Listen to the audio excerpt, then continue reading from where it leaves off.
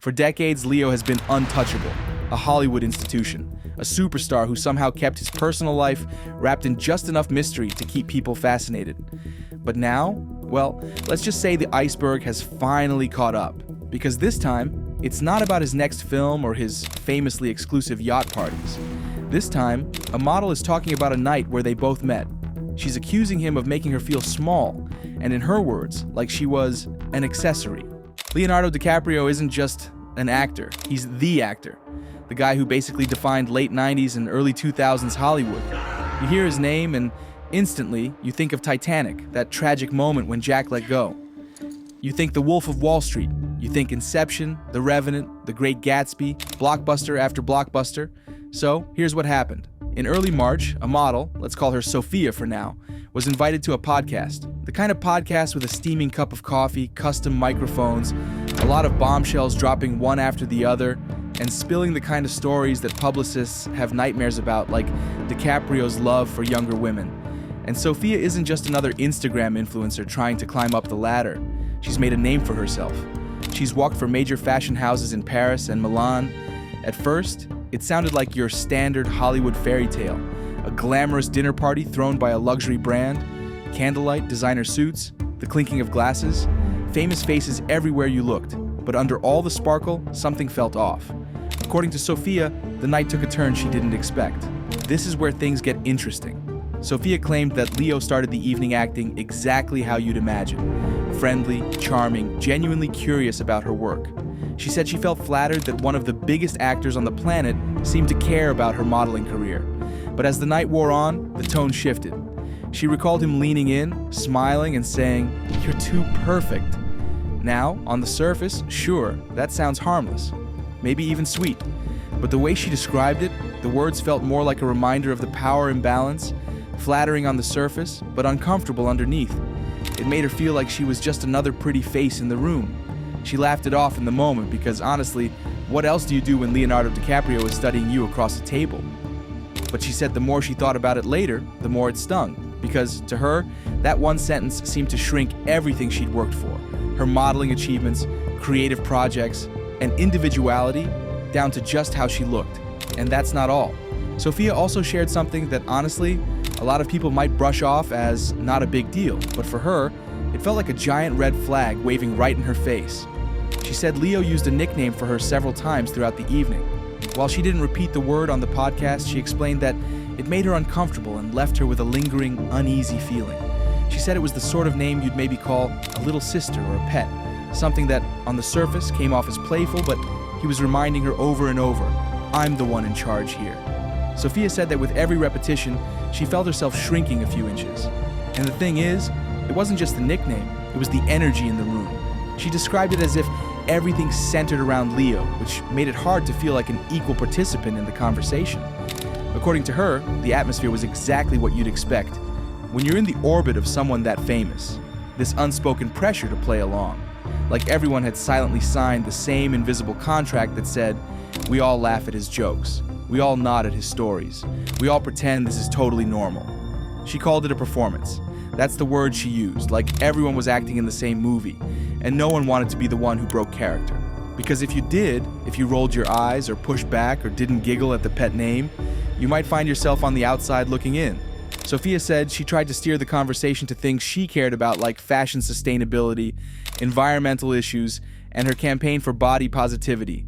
Topics she thought DiCaprio, famous for his environmental work, would engage with, but she said the conversation kept circling back to topics like her appearance or personal life, things that, in her view, felt surface level and disconnected from what mattered to her. By the end of the night, she said she walked away with a sinking feeling. Not because anything overtly awful had happened, not because he yelled or made threats or it crossed any clear line, but because she felt she'd been seen as nothing more than decoration. Her exact words were, "It felt like I was just there to enhance the vibe, like a guest who looked good in photos, not someone meant to be truly heard," she said. Now, before we go further, let's be clear. Sophia did not accuse Leonardo DiCaprio of any crime. She didn't say he touched her inappropriately, pressured her, or threatened her career. This isn't that kind of story. Instead, she described subtle social dynamics that made her feel uncomfortable. Nothing illegal, but enough to leave a lasting impression. The patronizing pet names, The constant deflection back to her appearance. The expectation to laugh at every joke.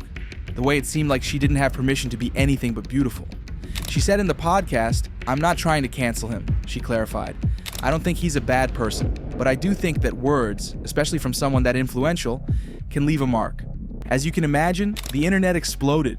On one side, you had die-hard DiCaprio fans rolling their eyes and typing out furious defenses. "She's just looking for attention. He's Leonardo DiCaprio. What did she expect? This is ridiculous." Some pointed out that there was no video or outside confirmation, only her account, which sparked debate over how much weight personal stories should carry. And they argued that if you're going to hang out with celebrities, you have to expect that their world isn't going to feel normal. But then there was the other side, the people who said Sophia's story sounded familiar. They brought up old interviews where other women hinted that Leo could be aloof or dismissive. They shared stories about how powerful men often surround themselves with an audience that never dares to push back. Some called it misogyny, others called it entitlement. But either way, the reaction was swift and polarizing. So, how did Leonardo DiCaprio respond? He didn't. No statement, no interview, no vague social media post saying he was reflecting. His team stayed completely silent, and that silence only added fuel to the fire. Some said it was a smart PR move, don't engage, and the story will die faster.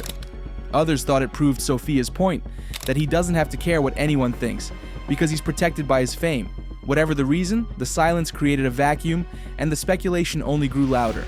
Here's the thing a lot of people forget. When you're as famous as Leonardo DiCaprio, you don't live in the same reality as everyone else. You can try, but you just can't. Imagine walking into a room and everyone immediately tries to please you. Your jokes are always funny. Your opinions are always fascinating. No one dares to tell you you're being rude or thoughtless. Over time, that kind of constant praise and deference could change how someone interacts with the world around them, and that's what makes stories like this so complicated. Maybe to Leo, calling her too perfect was a harmless compliment. Maybe the pet name was meant to be endearing. Maybe he genuinely believed he was being kind. But to Sophia, who wasn't on equal footing in that setting, it felt like she was being put in a role she never agreed to.